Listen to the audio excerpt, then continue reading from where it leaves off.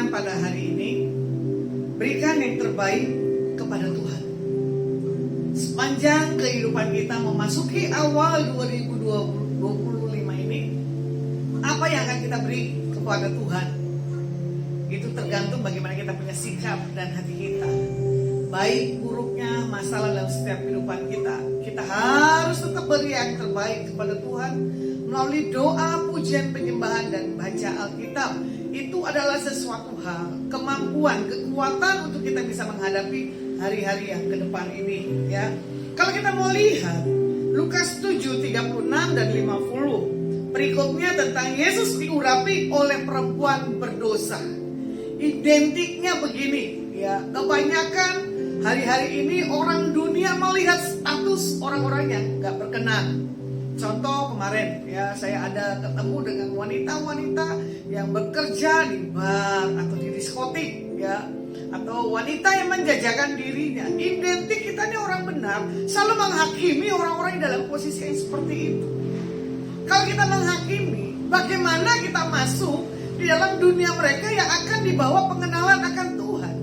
Dunia ke depan ini adalah bukan yang gampang, tapi kalau kita punya Tuhan, kita bisa dimampukan dan kita punya satu hal, kekuatan, ya. Makanya seperti wanita yang mengurapi Tuhan Yesus dengan minyak narwastu yang begitu mahal, ini saya tersentuh dengan kisah perempuan yang berdosa, ya. Di ayat yang ke-36 dan 50, 49, ya, dan 50. 49 dan 50 penekanannya begini. Dan mereka yang duduk makan bersama dia berpikir dalam hati mereka, siapakah ia ini sehingga ia mendapatkan pengampunan dosa? Penghakiman, kan, orang benar, ya kan? Makanya dikatakan di ayat 50, tetapi Yesus berkata kepada perempuan itu, imanmu telah menyelamatkan engkau, pergilah dengan selamat.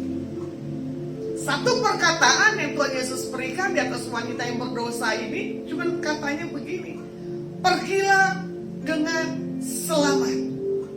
Berarti ada pengakuan yang diucapkan Tuhan Yesus di atas perempuan ini bahwa dia tidak akan diingat lagi kesalahannya. Karena apa?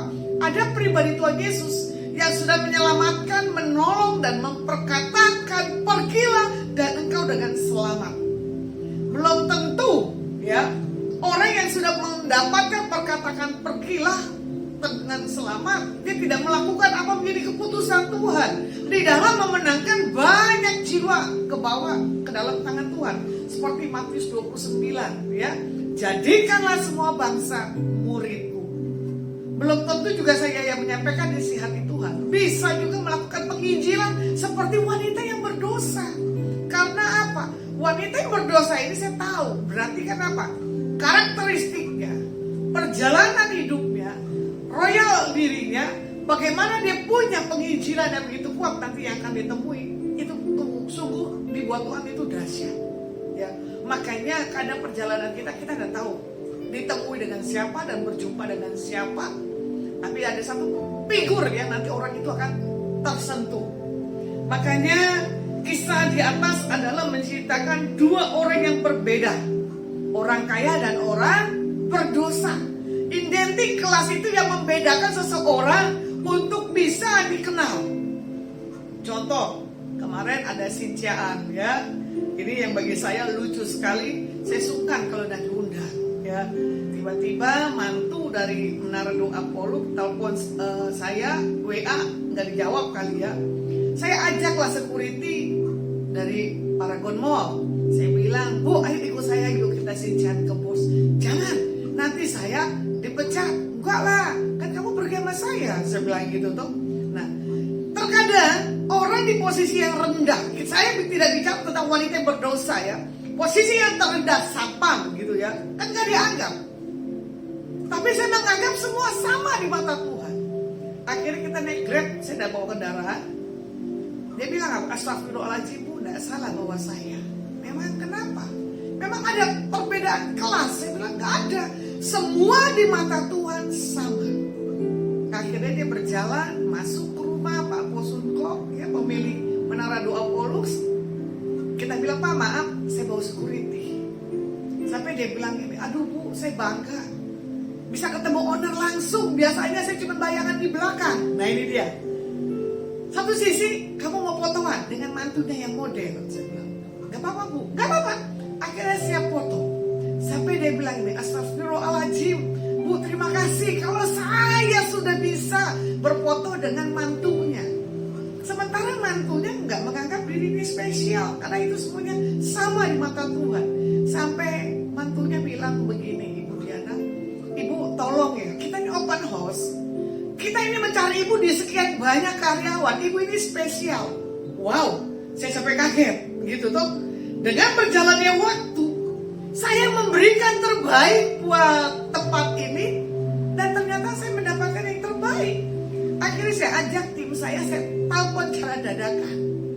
Itulah prinsip perumpamaan kita dengan Tuhan. Ya, kalau kita punya kebenaran, di keramaian itu tidak ada kita, pasti kita akan dicari. Sama seperti perayaan kemarin Chinese New Year. Ya, begitu pula Tuhan bilang begini, nggak ada perbedaannya antara orang kaya dan orang berdosa. Hari ini keputusan ada di tangan setiap kehidupan kita masing-masing. Kita memandang Tuhan dengan segenap hati kita, atau kita memandang dunia dengan glamor kita, atau kita membedakan kelas satu dengan yang lainnya. Tidak boleh, ya. Biarlah pada hari ini rema bagi setiap kita adalah tidak ada orang yang tidak spesial di mata Tuhan. Semuanya sama. Jadi firman tentang berikan yang terbaik kepada Tuhan, kita ambil keputusan. Kita berdamai dengan diri, kita berdamai dengan lingkungan, kita berdamai dengan dunia. Bila renungan menjadi satu hal saksian dan mengubah setiap kehidupan kita. Saya selesaikan. God bless